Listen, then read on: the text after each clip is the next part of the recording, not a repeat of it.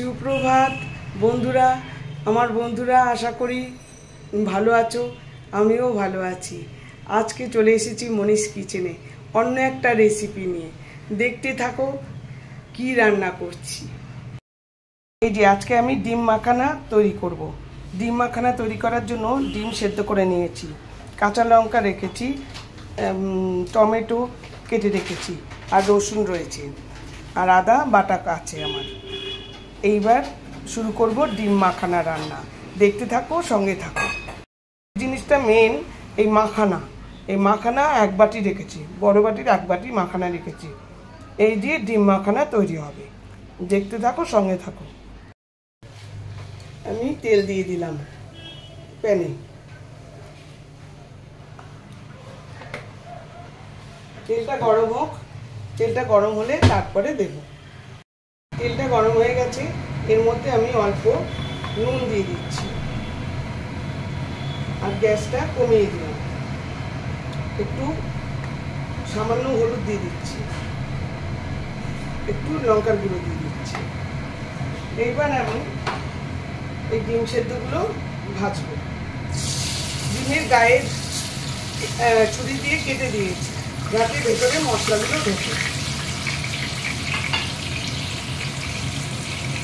এগুলো আমি হালকা করে ভেজে নেব। এর মধ্যে ডিমগুলো আমার ভাজা হয়ে গেছে।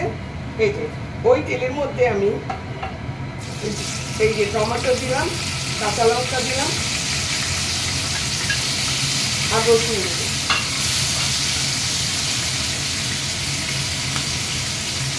এই রসুন কতগুলো রসুন দিয়ে দিলাম, 10-12টা দিয়ে এগুলোকে এখন ভাজছি।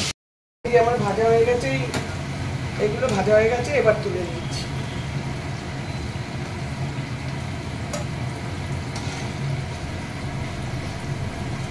ভাজা হয়ে গেল, এবার আমি মাখানাগুলো ভাজবো। মাখানাগুলো ভাজবো। এই যে মাখানাগুলো ভাজবো। এই মাখানা আর পেস্ট, টমেটো সব পেস্ট এখন পেস্ট করা হবে। তার মধ্যে একটু জল দিয়ে দিলাম। একটু জল দিলে ভালো মতো হবে। এটা এখন পেস্ট করব। এবার আমার নেক্সট প্রসেস বলতে একটু তেল দিয়েছি। এবার তেলটা গরম হবে। তেলটার মধ্যে আমি এই গরম মশলা দিয়ে দিলাম, গোটা গরম মশলা। তেলটা গরম হোক।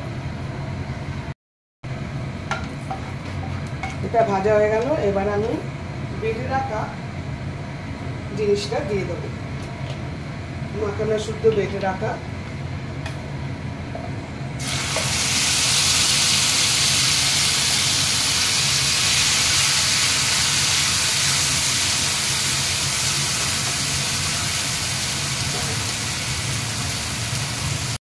মিক্সির মধ্যে অনেকটা লেগেছিল, তার মধ্যে গরম জল দিয়ে মিক্স করে এটার মধ্যে দিয়ে দিলাম।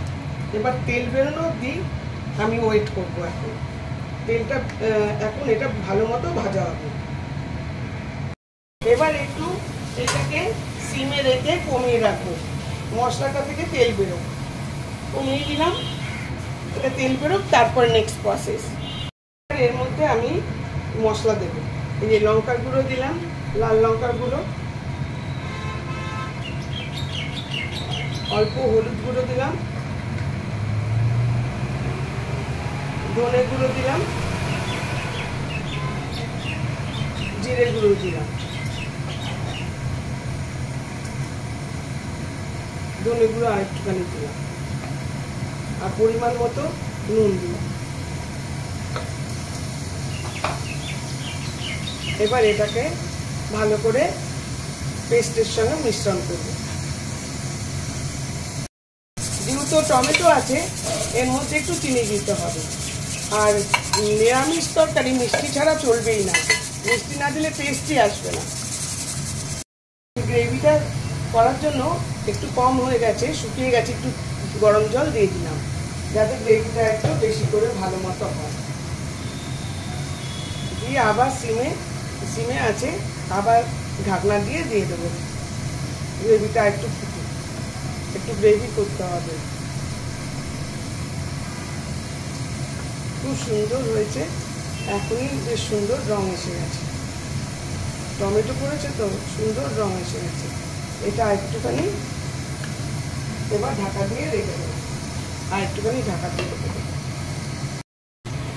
এবার ঢাকনা খুলে দেখলাম যে তেল বেরিয়ে গেছে, তেল বেরিয়ে গেছে, সুন্দর হয়ে গেছে, সুন্দর রং এসে গেছে। এইবার আমি ভেজে রাখা ডিমগুলো দিয়ে দিলাম। এবার ডিমগুলো দিয়ে দিলাম।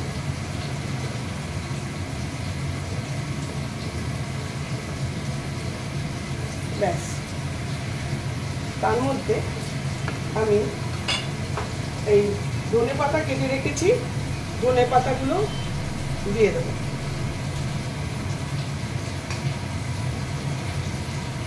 ধনে পাতাগুলো দিয়ে দিব, আর দেবো গরম মশলা, গুঁড়ো গরম মশলা, শাহি গরম মশলা, একটু শাহি গরম মশলা দিয়ে দিলাম। একটু নাড়িয়ে চাড়িয়ে এগুলো ঢেকে দেবো।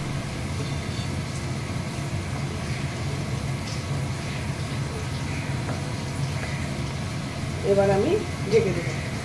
রান্না হয়েই এসছে, কিন্তু স্ট্যান্ডিং টাইম আমি 5 মিনিট রাখবো। 5 মিনিট স্ট্যান্ডিং টাইমে রেখেছিলাম। রান্না আমার একবারে ডান। এবার গ্যাস নিভিয়ে দিলাম। দারুণ মানে কালার এসছে, ভীষণ সুন্দর হয়েছে দেখে মনে হচ্ছে। এবার খেয়ে দেখা যাবে সবাই কি করছে। ডিম মাখানো একদম রেডি হয়ে গেছে। ডিমগুলো সব গ্রেভির মধ্যে ডুবে গেছে, কিন্তু আদাও দিইনি। আদা পেঁয়াজ ছাড়া এই ডিম মাখানা, রসুন দিয়েছি, একদম পেঁয়াজ আদা ছাড়া ডিম মাখানা। খুব সুন্দর দেখতে তো হয়েছে। এবার সবাই খেয়ে বললে আরও মনে শান্তি হবে।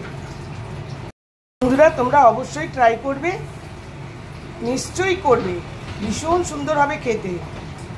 আর একটা নতুনত্ব খাবার, ভালোই লাগবে আশা করি। রুটি পরোটা যা দিয়ে হোক খাবে, রুমালি রুটি দিয়েও ভালো লাগবে। Thank you for watching. তোমরা লাইক শেয়ার কমেন্ট করো প্লিজ, ফলো অবশ্যই করো। আমি শীঘ্রই আসছি আরেকটি ব্লগ নিয়ে।